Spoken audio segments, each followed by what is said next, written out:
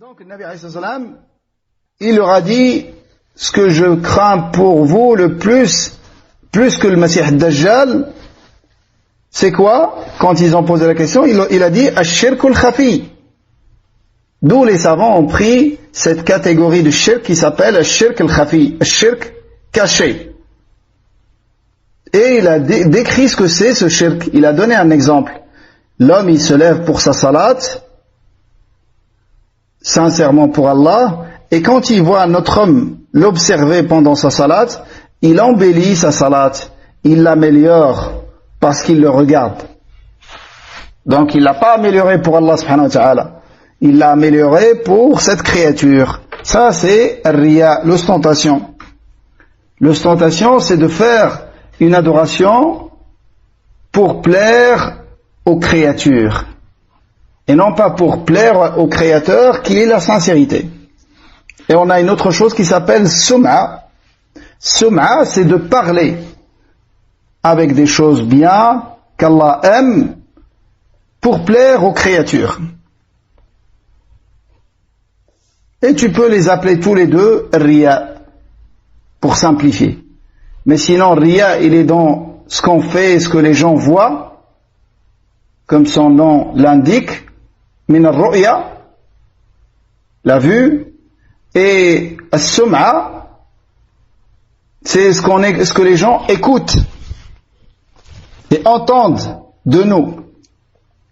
C'est une chose qui est écoutée et avec laquelle on parle.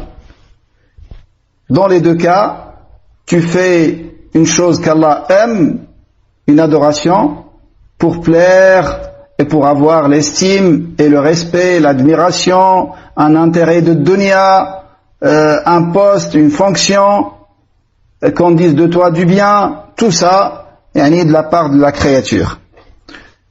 Donc, Nabi alayhi salam, il a plus peur pour ses compagnons de riya, de l'ostentation, que sa peur pour eux du faux messie.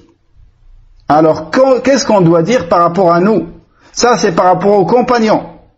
L'ostentation, comme les salafs l'ont décrit, ils ont dit la maladie des pieux et des vertueux.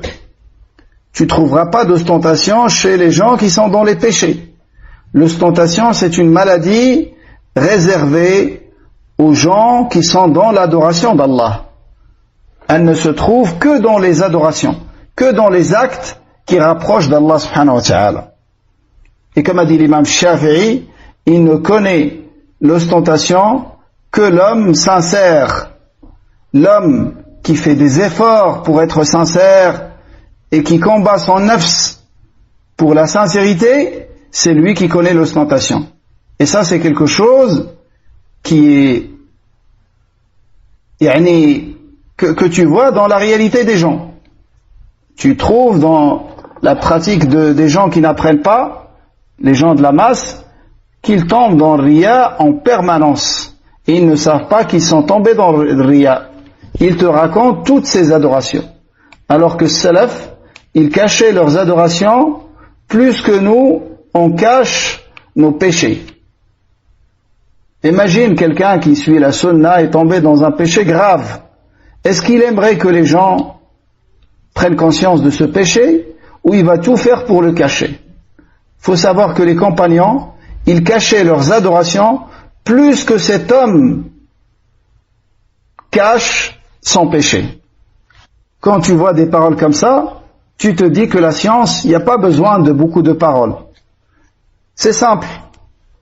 Al-ilmu nuqtatun katharahu al-juhal. L'ilm, c'est un point qui a été gonflé, multiplié par les ignorants. Mais à la base, l'ilm de salaf, c'est très simple. Œuvrer pour Allah subhanahu wa ta'ala, la sincérité, l'ostentation, tout ça, c'est des notions qui étaient claires pour eux.